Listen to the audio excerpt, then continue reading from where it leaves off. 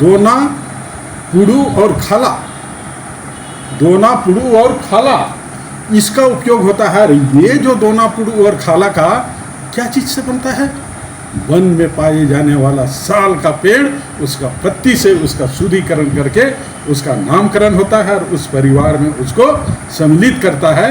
या तो नाना के पास में जाता है, या तो नानी के पास में जाता है, या तो दादा के पास में जाता है, या तो अपने नज़दीक रिश्तेदार के यहाँ पर साकी किया जाता है। तो ये जन्म संस्कार का हमारा आधारभूत उस जंगल से है जहाँ पर साल वृक्ष का दोना पतई और पुड़ू में खाला में इसको हम सब लोग संस्कार विधि के साथ में उसका ये नामकरण करते हैं और अपनी रिश्तेदार में उसको शामिल करने का काम करते हैं। वही बच्चा जब थोड़ा सा बड़ा होता है, जब बड़ा होता है तो उसका मुंडन संस्कार होती है। मुंडन रीति रिवाज के आधार पर उसको समुदाय में शामिल करने का बात होता है, समूह में उसको अंदर करने की बात होती है। तो वैसा समूह में जो मुंडन संस्कार है, वो मुंडन संस्कार यही जन्म की वन की संस्कृति के आधार पर उसको बैठाया जाता है और उसी तर्ज पर, उसी लॉजिक पर, उसी हमारा सामाजिक व्यवस्था के तहत में उसका मुंडन संस्कार किया जाता है। और मुंडन संस्कार किनके साथ होता है? वन के साथ में जो देवता है, वन के साथ में जो देवी है, वन के साथ में हमारा आराध्य है, उसके सामने उसका मुंह माथे का बाल को छीला जाता है और उसको हम अर्पण करते हैं। वन देवी देवताओं को अर्पण किया जाता है।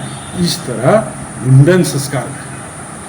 शादी की संस्कार, शादी की संस्कार हमारा वन संस्कृति से कैसे जुड़ी है उसको मैं बताता हूँ। एक अभी यहाँ पर हम देख रहे थे शादी का कार्ड। शादी का कार्ड में एक सामान्य हिंदू का में भी मड़वा होता है और एक अनुसूचित जनजाति का शादी में भी मड़वा होता है। कोई भी भारत का संस्कृति को मानने वाला, वन की संस्कृति से जुड़ने वाला व्यक्ति, उसका शादी से पहले मड़वा होता है। मड़वा इसी चलते होता है, हम उस संस्कृति को देखते हैं जब जंगल से काट करके उसका पवित्र शाखा को लाया जाता है और उस शाखा के साथ में मड़वा लगती है और उस मड़वा में हमारे देवी देवताओं का निवास होता है, कुल देवी का निवास होता है और गांव का जितने भी क्षेत्रफल है उस क्षेत्रफल का देवी देवताओं का भी हम लोग व्यवहार करके वहाँ पर स्थापित करते हैं। जो वन की संस्कृति से वन का देवी देवता को भी हम आह्वान करते हैं। तब हमारी साक्षी के रूप में हम जब सिंदूरदान करते हैं तो हमारा वन का देवी देवता, घर का कुल देवी देवता और सीमाना का सभी देवी देवता, चाहे वो गाँव देती है, चाहे सरना माँ है, चाहे आपका देवी मंडप है, चाहे आपका चंडी माँ है, सभी का समावेशी हमारा शादी का इतिहास के रूप में साक्षी बन करके वहाँ पर उपस्थित होते हैं। तो ये हमारा वन की संस्कृति है। जब विवाह होती है तो विवाह में फिर क्या होता है? वही जंगलों की दोना पतई और पुड़ू और खाला का संस्कृति है। जब तक उसको हम नहीं करते हैं तब तक मेरा शादी नहीं होती है। सखुआ का पतई, साल का टहनी, साल का वृक्ष का अभाव अगर रहेगा तो शादी नहीं माना जाएगा, वो शुभ नहीं होता है। आज वर्तमान में थोड़ा सा चेंजिंग आ रहा है, बदलाव किया जा रहा है, लेकिन हमारी जो वन की संस्कृति है, जन्म से लेकर के मृत्यु तक, ये वन की संस्कृति है। और वन की संस्कृति सामाजिक संस्कृति है और उस सामाजिक ताने बाने के साथ में हम सब लोग जीवन यापन करते हैं और इस संस्कृति को आगे बढ़ाते हैं। वही है वन संस्कृति। अब ये इतना सारा चीज़ सामाजिक रूप से, धार्मिक रूप से और सामुदायिक रूप से हम ये संस्कृति को आलिंगन करते हैं, ये संस्कृति को हम सब अपनाते हैं। अब इसी को बोलता है कि ये लोग वन की संस्कृति को अपनाने के अलावा आज दूसरी संस्कृति को जो अपना रहा है, वही लोग बोलता है कि ये लोग वनवासी नहीं हैं। आपको और एक उदाहरण हम दे रहे हैं। ये जो कहने वाले वन में रहने वाले जो वन के निवासी है, वन के निवासी में शुद्धता होती है, पवित्रता होती है, सीधे सादे लोग होते हैं। वनों की संस्कृति में जीने वाले लोग आनंदमय और सुखमय होता है। आज कहीं अगर कोई घर बनाता है तो घर का एक छोटा सा पाठ में वन लगाने का, पेड़ पौधा लगाने का, बगीचा लगाने का काम करता है, क्योंकि हम उस संस्कृति से हैं। उस संस्कृति भले हम आज शहर में है, लेकिन उस संस्कृति को हम निकलने घुसने के दरमियान हम उसका अवलोकन करते हैं, उससे हमारा दिल में समावेशी होता है, क्योंकि हम उस संस्कृति के वासी हैं।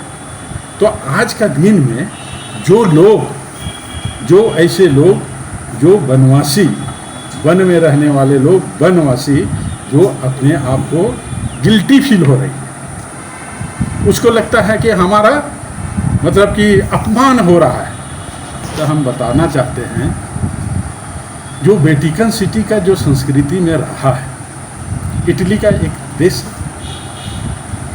इटली का देश में एक वेटिकन सिटी अलग देश बना, और उसका क्षेत्रफल कितना है जानते हैं? 57 हेक्टेयर जमीन में एक अलग शहर बनाया, और उस शहर को ये वेटिकन सिटी वाले लोग, ये चर्च का संस्कृति वाले लोग, ये धरती का एक स्वर्ग माना है लोग। जो एंजल गिरजाघर और वो नदी का किनारे में जो निवास करने वाले लोग हैं, उन लोग उसको एक स्वर्ग माना है। अब स्वर्ग में रहने वाले लोग को वनवासी कह दीजिएगा तो तकलीफ होगी। पुरुलिया रोड में रहने वाले, बिशप हाउस में रहने वाले का संस्कृति से चलने वाला लोग को तो तकलीफ होगा ना।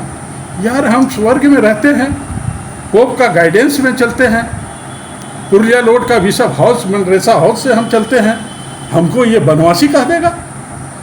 क्योंकि वनवासी संस्कृति से वो कोसों दूर चल गया है। ऐसे लोग वनवासी कहिएगा तो तकलीफ होगा ना राजेश जी।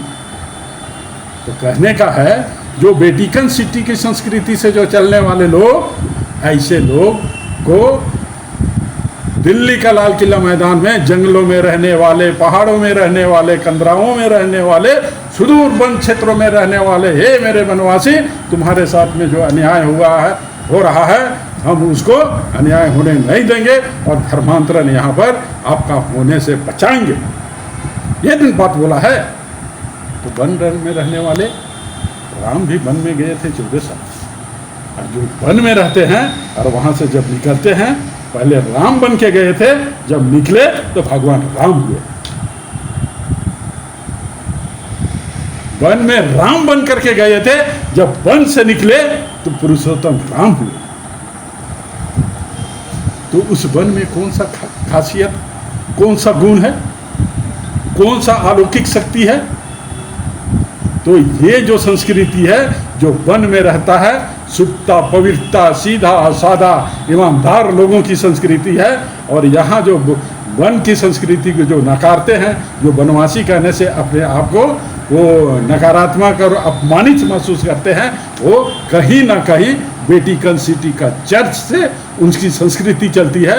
ऐसे लोग वनवासी से वो नफरत करते हैं, ऐसे लोग वनवासी शब्द को नकारते हैं।